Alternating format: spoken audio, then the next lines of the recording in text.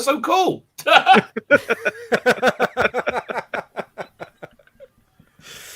Well, we're live now anyway. All right, so skip the video. That's all right. It's fine. Now I want to see it. You got me excited. Okay, let's see the video. Let's see the video. This is one I made just the other day. It's a map to explain the current situation we're in comics, in comic books. Here we go. Oh my God! Okay, it's happening. Everybody stay calm. What's the procedure, everyone? What's the procedure? Stay calm. Wait. Everybody, calm down. Hey, haven't you ever heard the phrase "the customer's always right"? Let me tell you, give you a little secret, okay? The customer's always an asshole. If you have a milkshake, and I have a straw, there it is. That's a straw. I drink your milkshake.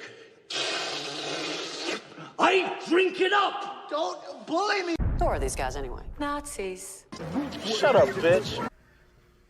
What? I want him dead. I want his family dead. I want his house burnt to the ground. Boy, that escalated quickly. I mean, that really got out of hand fast. You like comic books? The originals were simple. The modern ones are different. Where's the trash? Behind you. Dog shit. Let me put it this way. I'm standing in front of a burning house, and I'm offering you fire insurance on it. We know things are bad, worse than bad. They're crazy. It's like everything everywhere is going crazy, so we don't go out anymore. We sit in the house, and slowly the world we're living in is getting smaller, and all we say is, please, at least leave us alone in our living room. Let me tell you something. A lot of people disrespecting me. You can't do what I do. Yeah? Yeah. Let's see about that.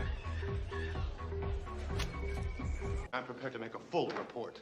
These men are consummate snowball artists. Everything was fine with our system until the power was shut off by Dickless here. Is this true? Yes, it's true. This man has no dick. Jesus! Break it up. All right. Well, that's what I heard.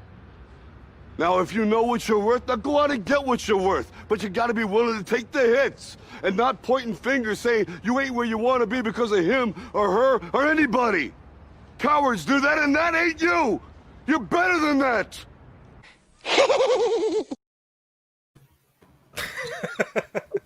All right. I was seriously trying to reference all the clips. There's one I didn't know at all.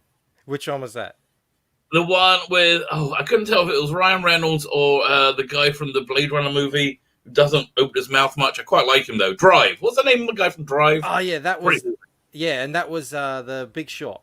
Love that movie. Yeah, no, never seen it. That explains why I didn't. Love that movie. Love it. I've seen it about 10 times. Hey, interesting point. The clip of Ghostbusters, right? I was watching on TV in the 90s in America, and they came up to that scene and they redubbed it. Instead of saying that man has no dick, it says that man's some kind of rodent. I don't know which. It's the weirdest thing. I was like, what? Really? Welcome, the Rabbi from another planet. Not really from another planet, but maybe a little bit. Know. At least on the other side of the world. I haven't revealed my origins. We have another person here on the panel who wants to come in and say hello. Joe, how are you going? Oh, there he is. Good. How you guys doing? You look shocked that she's in here all of a sudden. And Blue is here with us. Now, is it Tzvi? Is that how I pronounce your name? You absolutely correctly, yeah. Great to have you here, my friend. To anyone who isn't aware of the Rabbi from Another Planet, he has a YouTube channel called The Rabbi from Another Planet. Yeah, we didn't put much into that one. Pop culture, big Doctor Who fan, as you can probably tell from the background there. I don't know if he's still a Doctor Who fan, but well, I don't like the current era of Doctor Who. That is that is correct. Is there a Doctor Who? You know, you got Fandom Menace. You're a Fandom Menace guy as well, aren't you? Oh yeah. Big time. You got the Fandom Menace. We've got Comicsgate over here in comics. Is there a Doctor Who group? Yeah, what they call it's no, it's the people who don't like us named us. But there's a hashtag called Not My Doctor, which nobody used. Like nobody used at all. and then everybody was part of that hashtag, whether they used it or not, and it was like a good reason to vilify somebody. Yeah, and listen, fandoms are the same all over. Even knitting fandom has been affected by this greatest thing. Did you see that story? This woman was yes, the knitter. Yeah. That's just weird. Cast out of the knitting community. Exactly. It's not Comicsgate was also, we were dubbed Comicsgate by that crowd, the Gal Simone types and what's that other woman? Anyway, all those people. There are quite a few now. Yeah, there are quite a few. I thought let's just say hello to the chat a little bit. Blue, look, you were here very early on saying, "Why am I awake?" Important questions for everyone. No one has helped me figure that out. We've got, I know, yes, we've got Black Rose Comics is here. Great to see you here. Crackhead is here. Great to see you here, buddy. We've got Mo Biggs in the chat. Hailing everyone. Smiling Bandito is there. He says, "Hail and well met." Who else is here? Todd's Truth, Mr. Struth. Great to see you here, my friend. Shane Burgess. Boogiebot Comics. What have you got for me today? Hey, howdy, hey. Almost got it in one. By the way, Boogiebot Comics, freaking awesome book he's got. Have you seen this book? Robert. Yeah. I love that book. I'm so up for that. The line art is just blinding. He keeps posting new stuff. It's just fantastic. We've had him on the show and talked about a bit about it. Can't wait to when he launches. Skip Edwards is here. He says, "Typical. How are we going, mates?" Who else is here? Lama Giganti. 1 minute late. This tyranny will not stand. Well, I guess it'll just have to stand because that's what we're doing. Who else is here? Great people. Keaton Smith, great to see you. Antoine, always a pleasure to see you. He says, "Cheers all." Hex Allen Comics says, "Nice shtick." All right. Who else? Well, there's got a lot of people in here.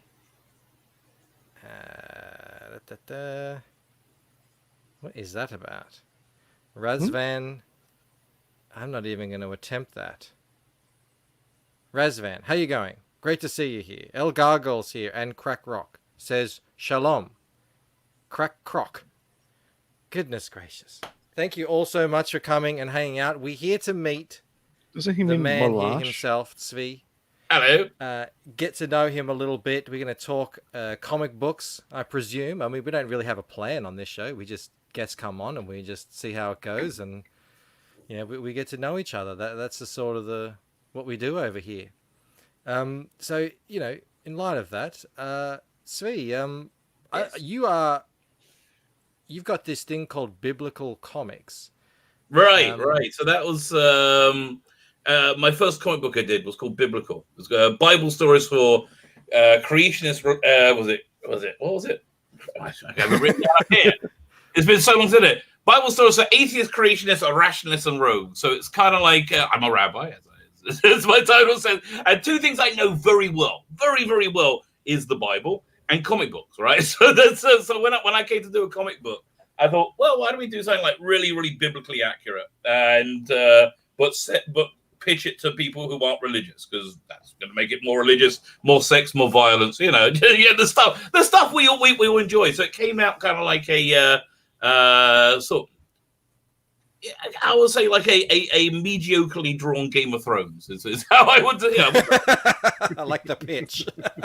Was it? I was mediocrely drawn Game of Thrones. Well, I can actually. I've got it as well. Yeah. You got it there. There you go. Yeah. So I'm thinking of doing redoing this with a new cover.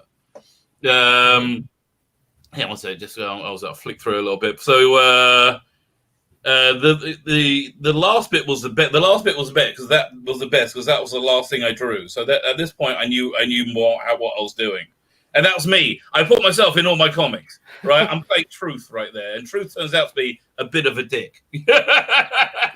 So yeah, this little prelude story, it gives you kind of a nice feeling what it's like. God has this idea of creating the world, right? And then Truth says, That's a terrible idea. That's the worst idea ever. Humans are going to do absolutely terrible things. Don't do that at all. So God says, oh, yeah, you're right. So he takes truth and he throws them down to earth and it shatters into a billion pieces. And it gets into like every culture, every theology. And that's why pretty much in everything you have truth. You find truth in every ideology. So there he is. There's he being cast down to earth. And when did you start doing this story? What? When did you start doing this stuff? Oh, this would be about 2015. I started exactly the same millisecond the SJW takeover of comics happened, right? So I'm happily making comics. He said, you want to break into comics? Make comics. I'm like, that sounds fair. I'm a graphic designer, and I hate it. I hated doing graphic design, hated doing web design, right? Just hated it. Hated dealing with clients. I've never met a client who couldn't be significantly improved without having his head held underwater for 20 minutes, right? So I couldn't stand it. So I started doing comics. I said, do you want to make comics? Make comics. And then the DC just started doing their mentoring program. Like, maybe I'll get into that. I do a few issues. So this was actually the second issue I drew. Because the first one, this was a bit more, and this was a little. This was like a very late edition. After I finished it, I did this little prelude in silhouette, which kind of like continues. So this is all. It starts off all about the building of the Tower of Babel, and it's like told in flashback. Yeah, I really like this page. This is one of the earliest pages I did. This is explaining. This is the story of creation, right? And so the tree is like the tree from the Garden of Eden. And it basically said the serpent ends up inside your head. Inside your head. And it's that voice in your head that tells you to do things that are really bad ideas. But that's essentially the point of it. So I did about 6 issues of this. Mm-hmm. You won't believe how many disillusioned graphic designers come into the show.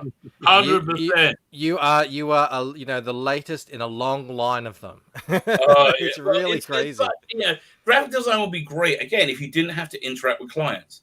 So look, you can see the artwork here is a bit ropey. I'm feeling out my way. But by the time I get to say, I was quite happy with this. But they see there's no backgrounds. I really don't know what I'm doing. My model was an average Vertigo comic, which I hadn't really realized how bad that was. And I figured this was better than an average Vertigo comic. And it's basically where I want to be, right? That seemed to be a sweet spot.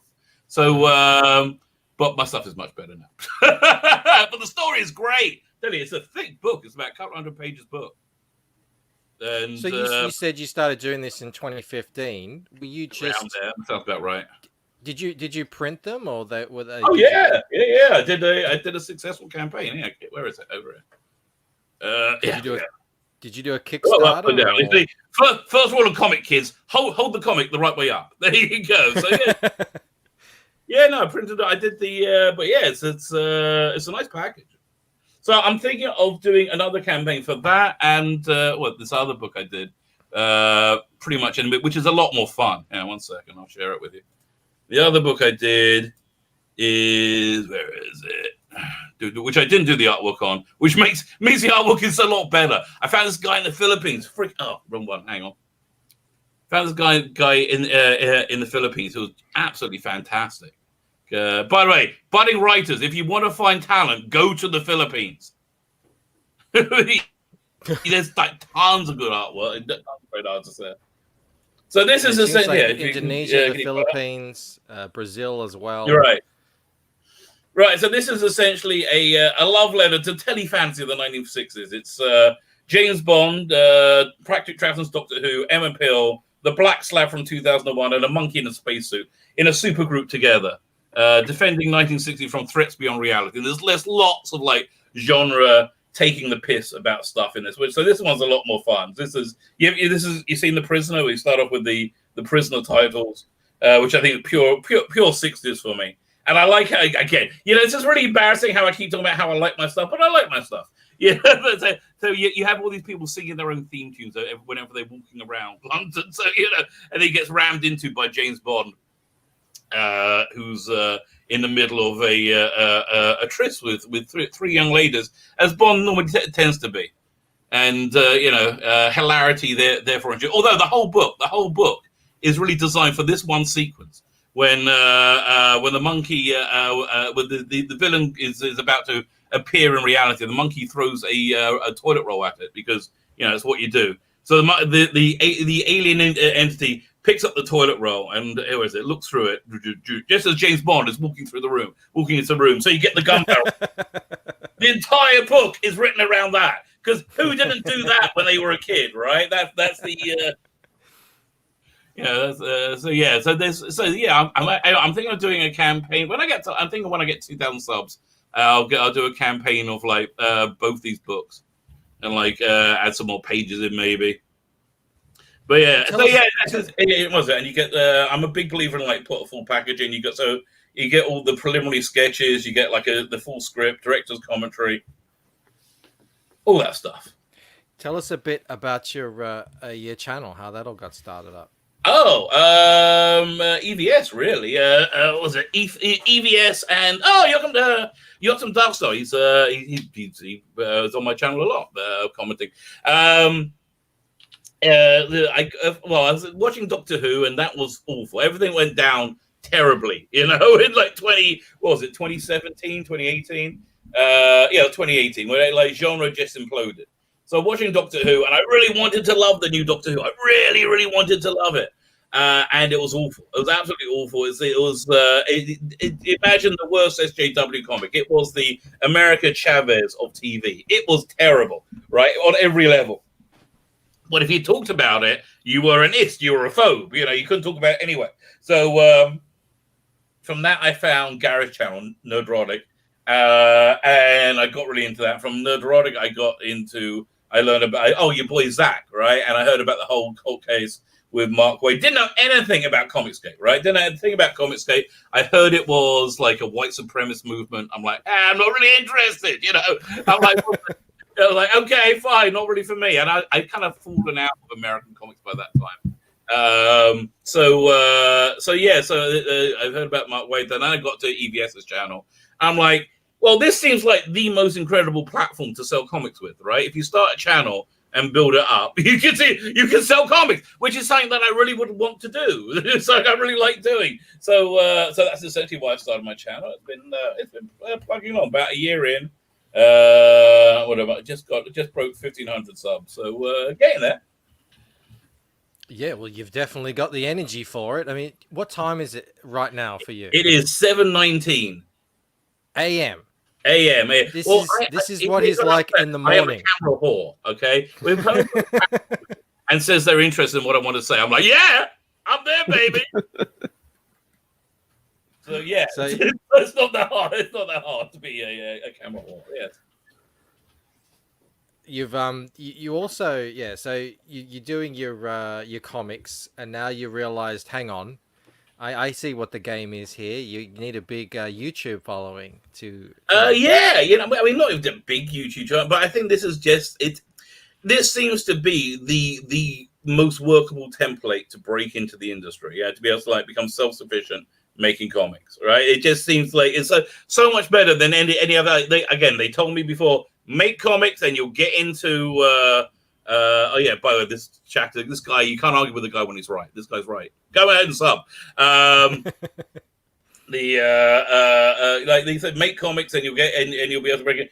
Couldn't get anywhere. I couldn't work out why, because like stuff I was doing wasn't bad. I mean, like objective, like this is pretty darn good. I was kind of happy with it, especially the writing, which is what I wanted to do. And then about 2 or 3 years in, I thought, oh wait a minute. I'm the wrong skin color. We're living in this weird world. I'm the wrong skin color and the wrong gender, and I have the wrong outlook on life. There's no chance I'm going to be breaking into comics, like zero. We had a fella on the chat yesterday who was the right skin color, and even he wasn't really getting it. So I think it isn't so much the skin color, but it's about the you've got to be the right skin color and the right ideology at the same time. It's the double. If you think there's generally speaking two genders, forget it. Okay, forget it. It's the weirdest thing. It's like people who believe in flat Earth are taking over the world, and you can't say maybe the world's round. Maybe no.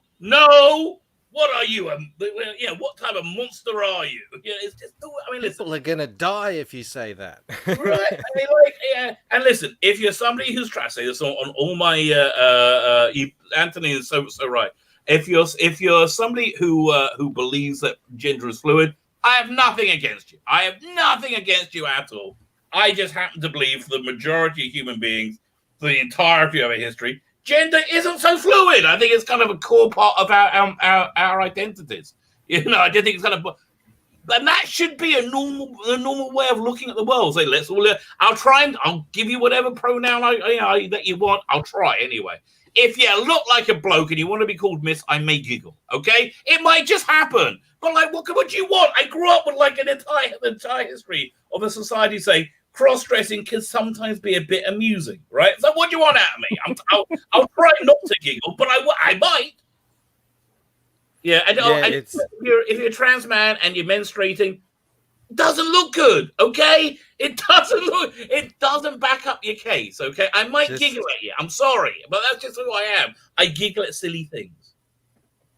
I can see that. I mean, it's not just that either. It's all sorts of things as well. It all happens, like they say, it happens slowly at first and then all at once. And then, one day you're on the right side according to them, and then the next day you're so far that's gone. What's going on now, isn't it? J.K. Rowling has scared them shitless, I think, quite frankly. Because they were like, once they turned and came to one of them, then they were like, whoa, what are we doing? This is out of control. And they let her know that wrong thinkers do not get a seat at the table, even if they've got the best-selling book or series of books in the 21st century. Yeah. I mean, look, I was at Heidi McDonald's. That's another person I tried to hook up with. Heidi completely naively, right? So she does a weekly thing about the best crowdsourcing campaign, not Kickstarter, crowdsourcing campaigns. Never has an Indiegogo campaign, not even a comics campaign. It's the most relevant and significant voice in the industry now. Ethan is the industry leader. That's just the way it is. DC isn't. Marvel isn't. I would say Ethan, your boy Zach, John Maynard. These are the industry leaders, and honestly, it's never been a more egalitarian time where things are really just dependent on you loving your work, on you loving comics, and your work being good. Right? Is that nothing else really matters at this point? It's all about your personal love of the medium, which is really great. I'm quite happy not drawing other people, not drawing or writing other people's properties. I would like to do a Superman book, but I'll do a knockoff. What's the difference? Everybody knows who everyone's supposed to be in the boys, right? Everybody knows Homelander is Superman and Queen Maeve is Wonder Woman. It's so easy to do your own version of anything. That's what we should all be doing, in my opinion. Yeah, well, it's like you say, it's never been a better time because of not only the state of the industry, which is currently swirling the toilet bowl, but in terms of technology and communication, artists and aspiring artists have never had it better. It's never been easier to get your work seen. So if you have the skill and you have the drive and you're willing to work hard, then you've got just as much of a chance as anybody else, which you can't say that anymore and haven't been able to for a long time with the traditional way of breaking into the industry, which was to go to a convention, show your stuff to editors, get some FaceTime with them. And if you were really good, they might give you a card and say, call me after the convention's over.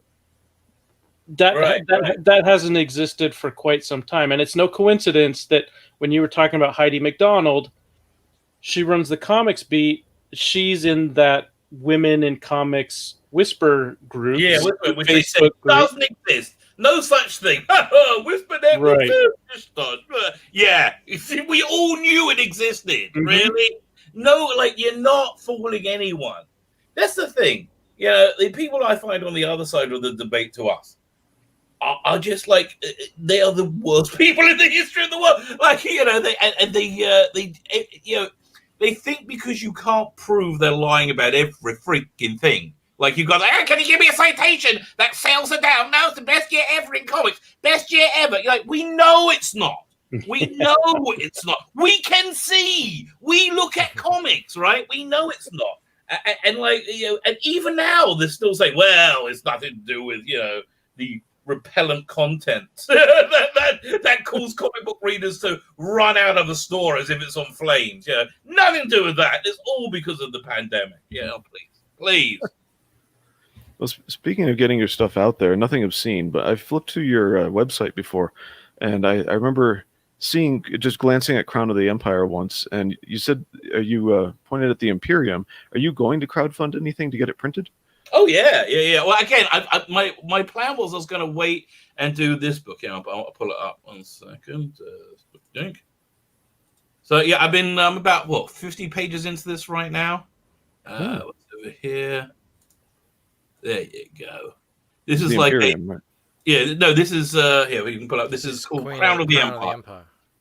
So here, I'll start with the poster, which is. So I started off with I think if I was going to do something for Nerderotic's audience, what would I do? And I'm like, he's big into English stuff, so we'll do something Englishy. And I just ended up making the main character look like Gary. I kind of like that like Donald Sutherland sort of look, although it's very, very English. But I just thought it'd be kind of fun. I definitely wanted it to be a little bit sexy. Imagine this is basically a really cool movie from 1967 that never got made, right? If you ever seen any of those British colonial movies about Zulu, where the plucky redcoats defend against an evil native uprising, the incredible odds. This is basically that set on Mars, right? Set on Mars with, so you get you get all this like cool steampunk stuff. I've seen these pages. It's a ton of fun to draw. I really enjoyed all this stuff. And who's illustrating this for you? Me. No, this is my stuff.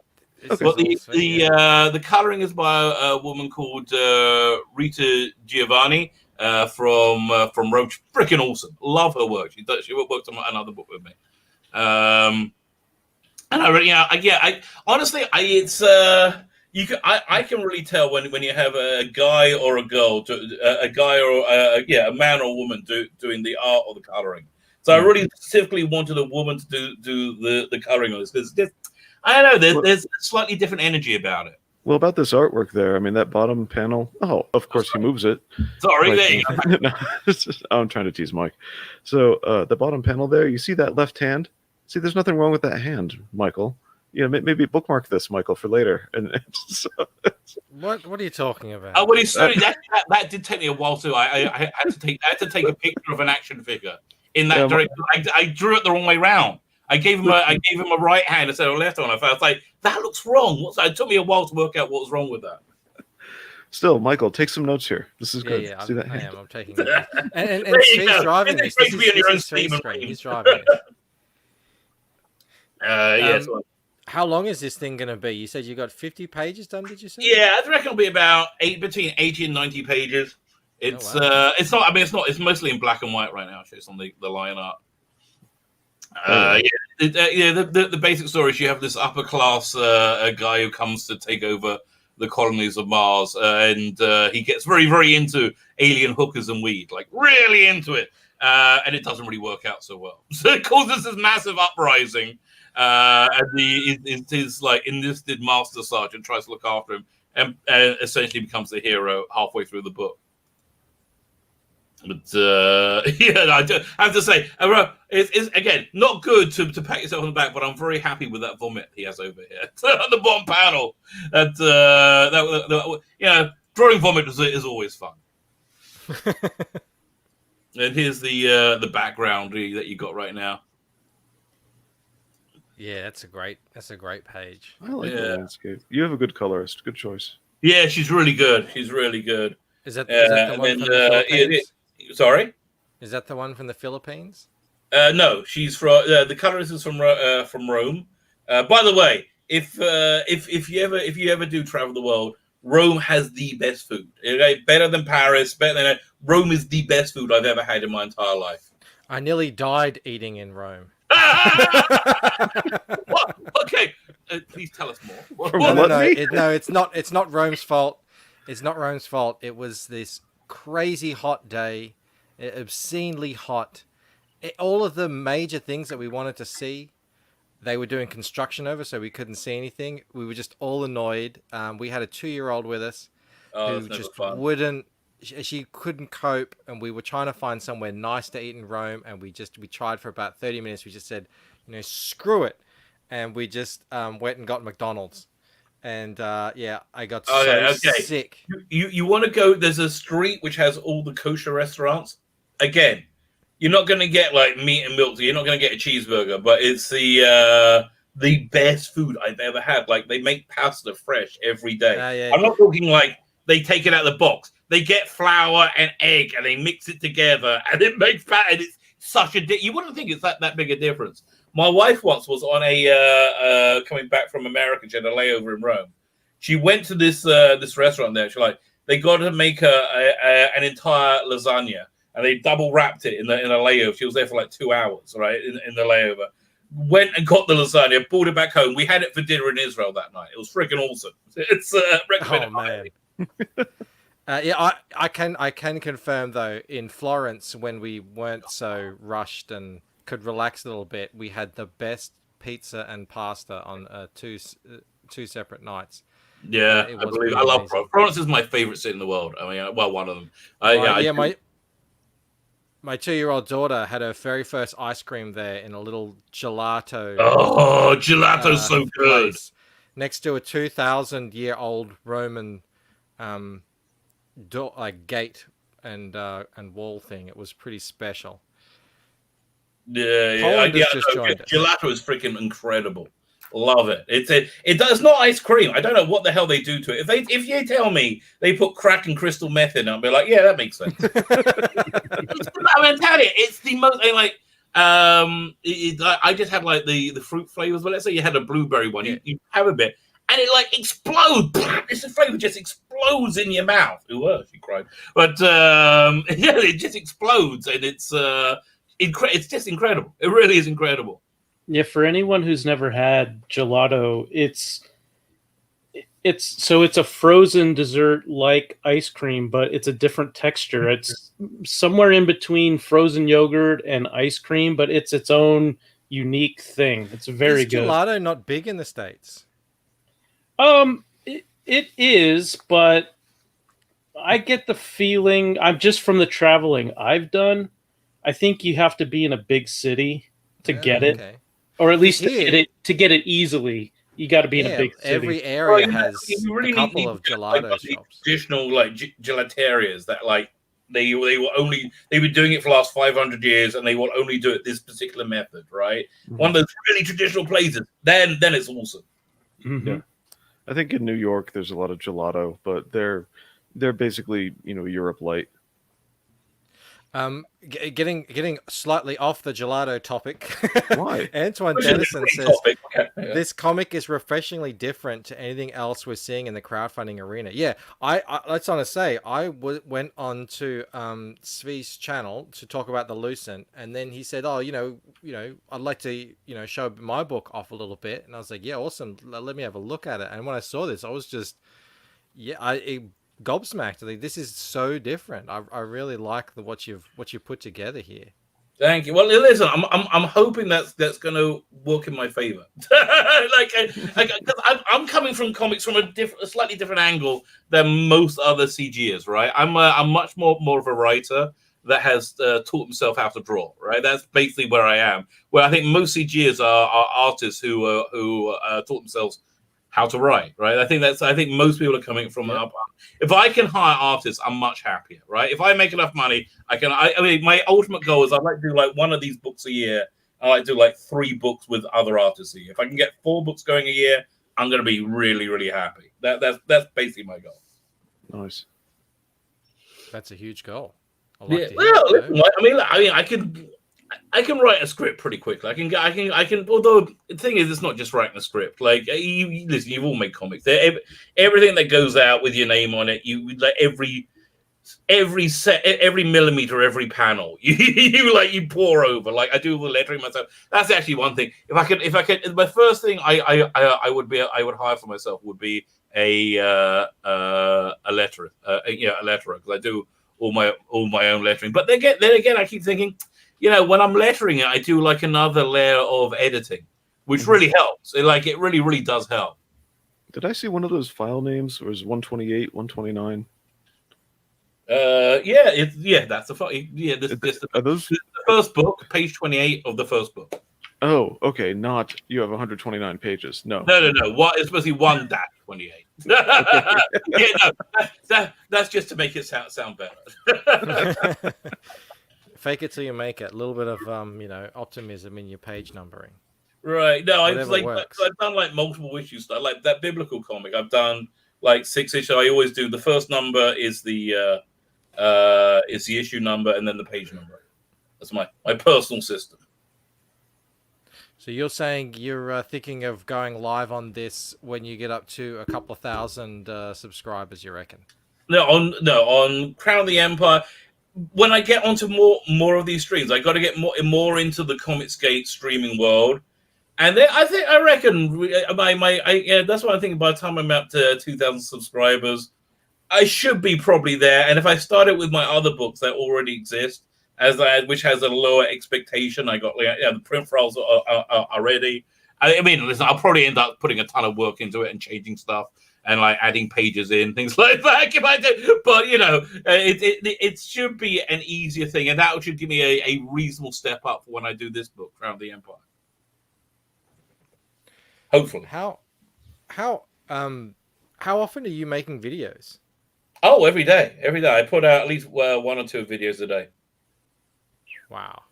Yeah, that's just what I'm thinking. You said you started about a year ago, and you've already, to get 1,500 subs is that's, I'd say, a lot better than average. Mm-hmm. And I seem to be seeing that, it's the people who are putting in that level of work, that kind of at least every day, sort of workload seems to be what pays off. Yeah, listen, I mean, I think that's true. Look, my philosophy has always been, if you're putting in less effort than you would do to get laid, you're not putting enough effort in, right? That's basically the You're a man of much wisdom. That's never been said before. I've been subscribed to his channel for quite some time, and the content is there every day. Short videos, live streams. It's good stuff. He's definitely doing it. He's doing all the right things. And it's at this point, it's only a question of time, really, before he gets whatever size audience he wants to do kind of the next phase. And it's just a great example of somebody who comes in, evaluates CG for themselves, kind of gets a lay of the land, and then decides to put one foot in front of the other. And after you do enough hard work and you give people the kind of stuff that they're interested in, look what happens. Yeah, listen, again, it's the other thing is, the other side of the argument, these are the worst people I've ever encountered. Like, I'm not generally on Twitter, but I got sucked into a couple like Twitter vortexes because of the Doctor Who stuff, because they are as crazy as the anti-CGers. They will make up fake accounts and then pretend people said stuff. That's the craziest thing, right? And so I got sucked into a couple of these Twitter things. And then again, I hear your boy Zach, I hear Ethan, I listen to their stream, and just, you're all people I would like to be around and associate with. Those are the people I wouldn't want to be within a million miles of. They're the worst people ever. And also Ethan's channel is very funny as well. It's very entertaining. I wish I was as smooth as him, right? He's got that lovely smooth intro. Yeah, hi, join us. I can't do that. I get too excited. One thing about his intro that strikes me is they say on radio they can hear you smile. So when he says, join us, you can tell he's smiling. Yeah, absolutely. Absolutely. Oh, yeah, that is true. Hi, Poland. I was going to say a couple of my favorite Ethan moments. Firstly, I love the video you animated, Michael. That was freaking awesome. That was really good. Remember that? You did that, was you, right? Have you seen all three of them? Brilliant, Three of Michael. them. Brilliant job. Yeah, but yeah, because the first time you told me, I'm like, really? And then you showed me, I'm like, oh, I know this. This is great. So, how did I get onto that? But we were just talking about Ethan. Rabbi, I was feeling tired before I got in here, but I think I could go another couple of hours before I have to go to sleep now. Yeah, you wake people up. Well, I do. Well, I closed the. I have a curtain outside my office, so hopefully my wife is still. I don't think the curtain will contain. I don't think it's going to contain it. Hate to break it one to of you. those safe doors, those 2-inch, 2-foot thick metal doors. Yeah, I have that as well, but it's not open. It's not closed. I'm actually in my bomb shelter. Each house in Israel has a bomb shelter. Actually, my whole house is built with the same level as a bomb shelter. But this is actually my bomb shelter. If I close my door to the, I will cut off my internet. But other than that, it'll be fine. I would be safe. It's good to finally have another Semitic brother here on the channel. Yeah, my brother. Well, we're all brothers.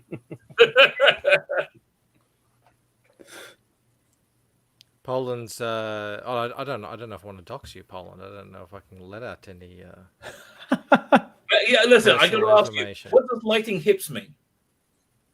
It's a playoff of Joe's. I'll be honest. Joe here is albino thunder buns, so Poland here is lightning hips. Yeah. Okay. Yeah. I had to play off of Joe as posterior region, lightning, thunder. Made sense to me at the time. It's probably a bad decision. But yeah, well. Keaton Smith has a question for me. He says, when's the next update for the Lucent? Well, I've just been so busy doing the remastering the colors, and I don't want to show too many pages. But what I'm going to do is I'm going to start getting organized all the extra little print things. I started that today. So I think once I get all them in and done, then I'll probably show that off for you guys. Okay, but the big question is when are you starting on the next book? Oh, the next book is already well started on. So that's how are you into it? It's mostly all drawn. I think there's only a couple of pages left on that, and then I don't have to actually do much recoloring on that one because I'd already learned a lot when I started coloring that one. But I'm hoping that I can release in the same timeline that I did this year, so launch in April next year and then release it, and then depending on the success of that campaign, just take a look at my circumstance and what I want to do going into the future, because like you, I'd like to start releasing more books throughout the year so people don't have to wait so long between drinks. But I have a job. This is in my lunch hour, this stream. This is my lunch hour stream, so I'm doing this then, and yes, but you never know what's going to happen in the future. Yeah, listen, I think I honestly I like I like your boy Zach's model where he has a couple of different strands of publishing going on at once. The one I'm looking forward to though is the sci-fi one, Impossible Stars. I mean, I've been waiting for that one to come out for like 6 months. He keeps been talking about that. It's supposed to be launched in the Indiegogo soon. It's supposed to launch it any week now, any day now. Yeah, I think so. That's what he said. He said he's not going to be doing the whole big buzz thing. He's just going to drop it, like crazy, out of nowhere. That's what he always does. Yeah. Yeah, it's his style. But he mentioned, that people have been pressuring him to actually get that one out. Maybe it feels like he has too many boats in the water right now. So. Well, he's got he's got Expendables. He's got Jawbreakers. Diary of No. What? He's got those two. Pandemic. Yeah, I think you're right. I think when he wraps up, did he wrap? Oh no, has he wrapped up the one the Expendables and the Ballads of No? Right, they're the two ones he's working on. So yeah, there's supposed to be a trilogy on that. I think everything's still on demand right now. I don't think anything's come off, as far as I know. You know what it is? I think it is that he's liking more and more of the Marvel books he reviews, and so he's not motivated to put anything out unless Marvel just starts putting out crap again. Well, they're talking about putting Captain America, not Captain America, but it's just America. That's her name, isn't it? America Chavez into the new Doctor Strange film. Yeah, That'll that's motivate people him. at the door right there. That's the At the ticket. point, get your bum on the seat in the cinema. Listen, So- like, look, they managed Bring to in keep. Kamala Khan. Is he going to just make a portal and put and send American Chavez back to her home planet? Oh God, please, that'd be fancy. She's the worst character I can think. I mean, like, I would rather read a Dazzler. Actually, I would rather have a fist put up my ass than read one of the American Chavez comic. I was going to say I'd rather read a Dazzler comic. That's not even close. Yeah, it's just unbelievably bad. Like she said, was there one I read that she said she came to Earth? She came to America in 2018 because that's where real racism and oppression was. I mean, really? Really? Have you ever heard of blood diamonds? Really? I mean, like, get the hell out of here. Are you crazy? Yeah, well, you know what? I saw the actress that they're talking about with her is really young, 14 years old. So I reckon what they're going to do is they're just going to be, it's going to be a very short cameo. And then she'll be introduced in that film in a short cameo, and then they'll say, "Oh, now she's going to have her own big full feature." I seems to be that's the formula that they go with. Yeah, it's on it again. Look, they managed to keep my attention up to Avengers Endgame. Even Captain Marvel didn't force me away, but basically, I was done by then. By the time they got up to the last couple of Avengers movie, I'm like, I just wanted to get out.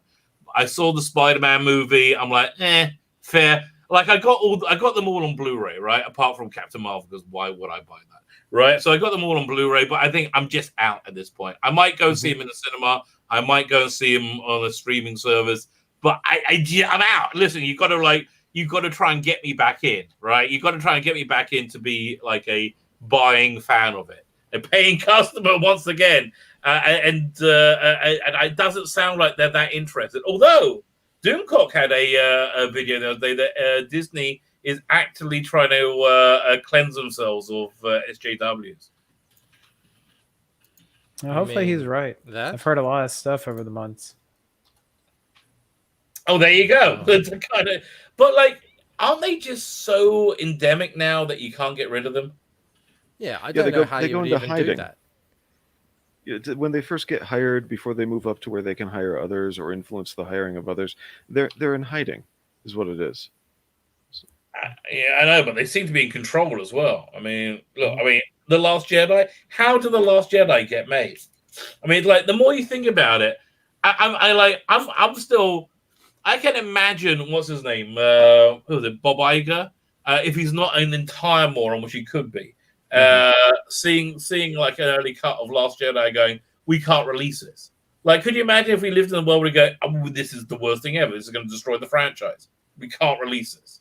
But I guess that didn't happen, unfortunately. And they doubled down, right? They gave Rian Johnson, they said they gave him another trilogy just before they released it. It's just all bullcrap, isn't it? I mean, obviously, this is still a rumor. And I heard people talk about somehow decanonizing the entire sequel trilogy. I don't know how that works, but I guess they just decanonize stuff all the time anyway, so I guess they just say it. This isn't anymore. Never happened. Like, what are their choices right now, right? Like, what are the options on the table? It's the only way of, like, reinvigorating the franchise, and even then it's a Hail Mary. It's probably too late. Like Doctor Who, for Doctor Who to Doctor Who's ratings have gone like so much quicker than comic book sales. It went from lost like about 70% of its audience over the 20 episodes it's been on, because it's just people are the normies. The normies look at it and go, yeah, this isn't very good. I feel like Doctor Who used to be fun. This is just preachy and boring. And which, yeah, as we know, like mainstream comics are. They just like people just aren't into it, and they're freaking out because of that. Which is, I guess, that's what we're really seeing in comics now. I was never a huge fan of Doctor Who. I used to watch it when I was a kid with the guy with the curly hair. Yeah, Curly hair. Was it this guy? Yeah, that's him. So that was what I remember of Doctor Who. And then I watched a critical drinker go through an episode where it's like there's a Trump-like guy in it, and these weird giant spiders. And Oh God! Up until that point, that was the worst episode ever made. Up until that point, that was the point where it fell off a cliff. Right there, like literally right there. Again, this was getting like viewers of in like the 9-10 millions. Now it gets like 3s, but it doesn't matter. It doesn't. The viewership doesn't matter because they already pre-sold it to HBO for another 2 seasons.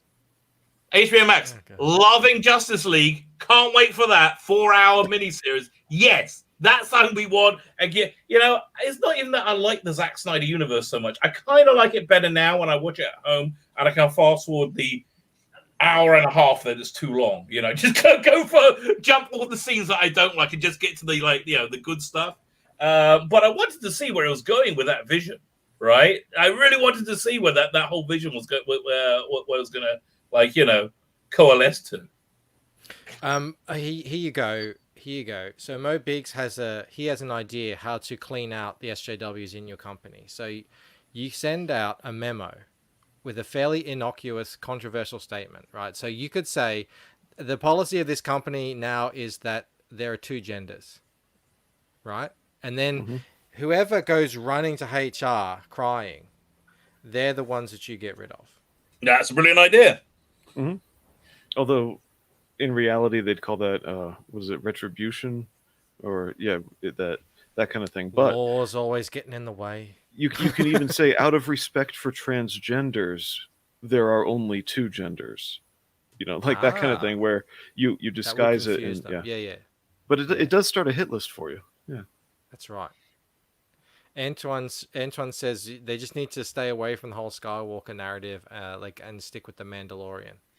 Well, I think what the Mandalorian really showed more than anything else, that Star Wars works best when it's made for 8-year-old boys. When you make it for 8-year-old boys, you get perfect freaking Star Wars, which I think is what the Mandalorian was. Yeah, making it for apart from the episode that was directed by Bryce Dallas Howard, which was the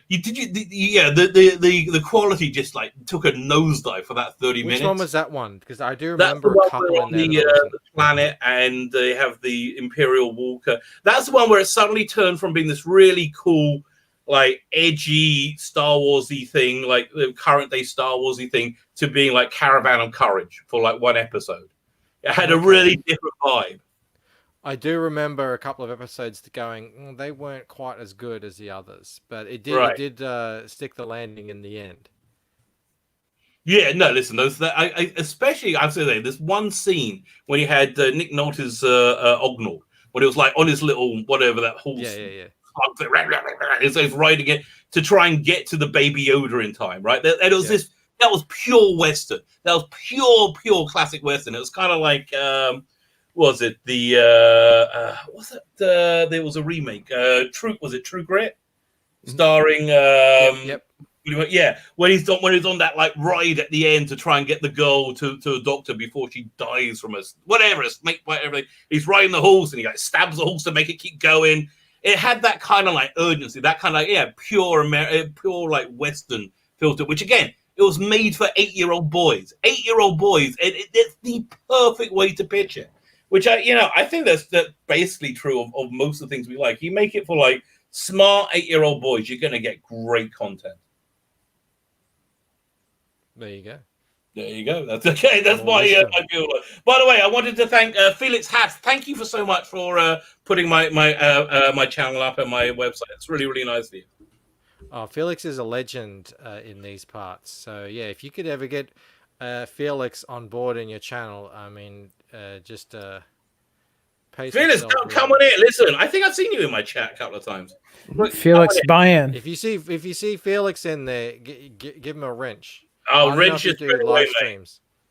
Yeah, he's everywhere. Need that Felix buy-in.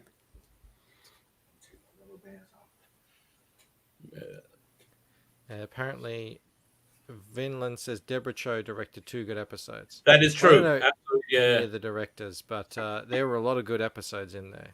We had Taika Waititi. He did 2, I think. Deborah Chow did 2. Who did the first one? Was it? It Jon wasn't. Favreau? What was it? Favreau? I can't remember. Or was it what's his face? Filoni did one, and that wasn't a great one. That was a bit too member-berry-ish. That was the one set on Tatooine for no real reason. That was a really dull episode too. Right. I like the one which was like a fan film where they're on the prison ship or they're breaking into that ship.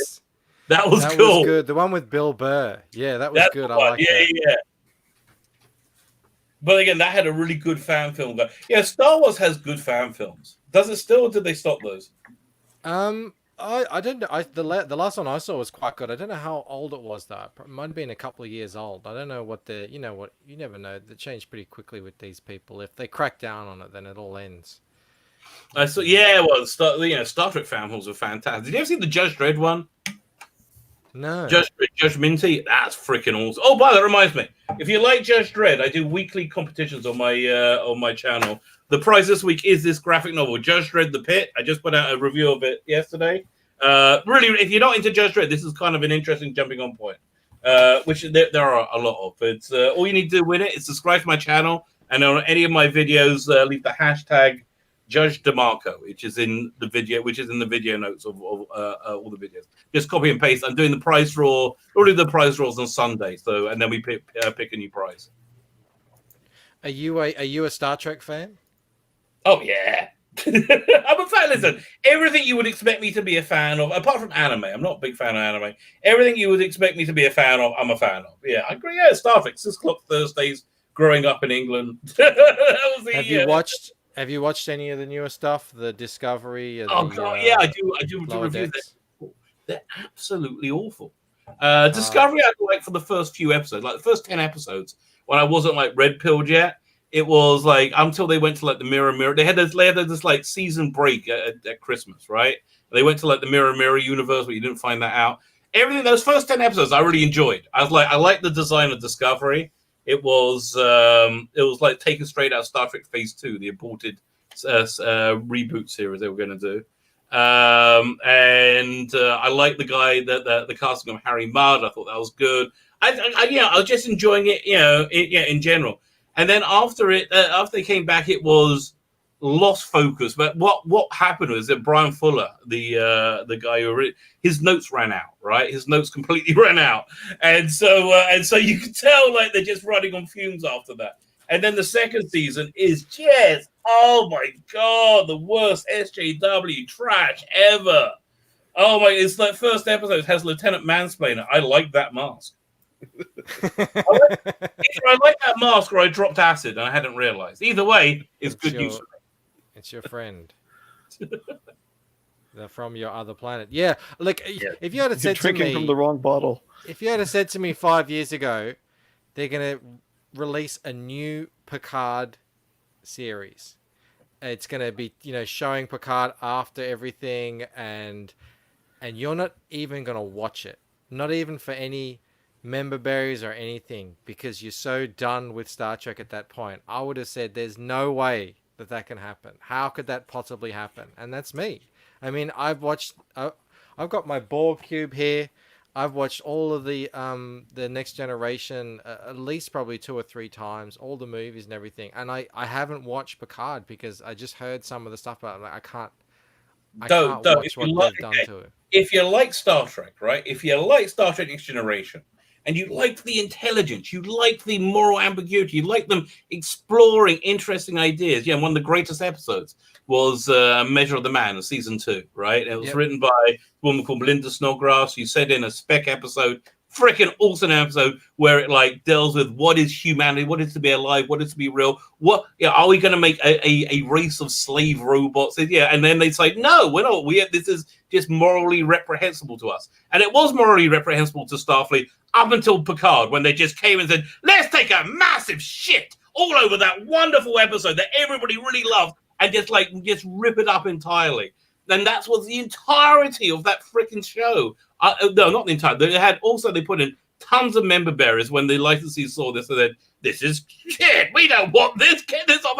We're not going to put up with that." That's why they put in a bunch of. That's I think why Data came from, and then the Romulan War. But you're not missing anything. But Picard was good in compared to Discovery, which is awful, and Discovery is slightly less awful than Lower Decks, which is just heinous in every way. The new cartoon. Have you seen the new cartoon? I've watched a bit of Az talking about it. But it's just like. Okay, your main character. Okay, the thing about Star Trek, which I think we all really liked, is the characters are all kind of, especially Next Generation, the characters are all kind of aspirational, right? You wanted to be like, you wanted to live in that world where, like on the Enterprise, they're all like these like hobbies where they'll do like recitals or whatever. Like, one day they're cleaning out the warp manifold, and then the evening they're doing like a Bach recital, a violin concerto, whatever. And like, I remember.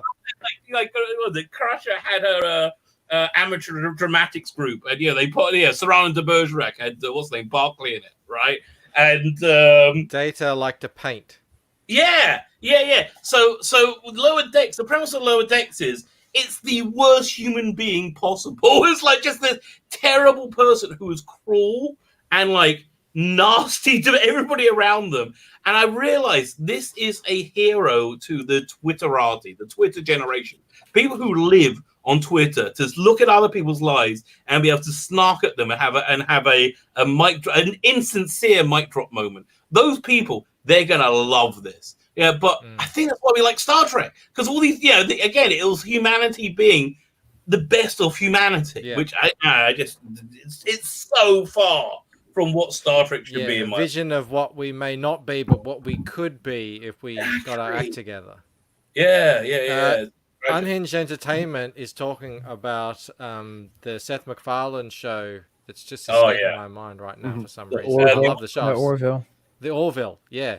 That is like watching, and that was a bait and switch. Totally, I totally believe that was a bait and switch. They sold that as a satire, as a comedy, and then a few episodes in, they were like, "No, we're just gonna we just want the next generation." They're doing it so well. So my theory is this show Lower Decks. It was the Orville was originally pitched to CBS as a Star Trek show, right? Yeah. So I reckon Seth MacFarlane left them his proposal with like a series of like a 10-episode season, like mapped out.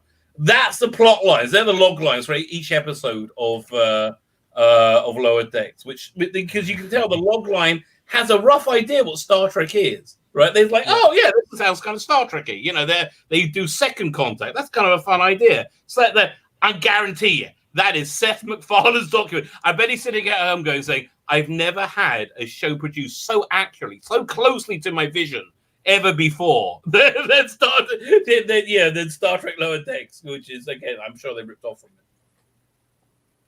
it. We have to go. Our hour is up. It's been... It does go by quick. It does go by quick, especially when you speak at the speed that you speak. You can just flip by like that. It's been great having you on. I'm really happy. Hopefully a lot of new people here are introduced to who you are and have gone over and checked out your channel and hopefully subbed. There's a lot of great content on there. A lot of stuff that I'm sure the people here in the chat will be interested in. But I'm looking forward to what you're going to be bringing out in the future too.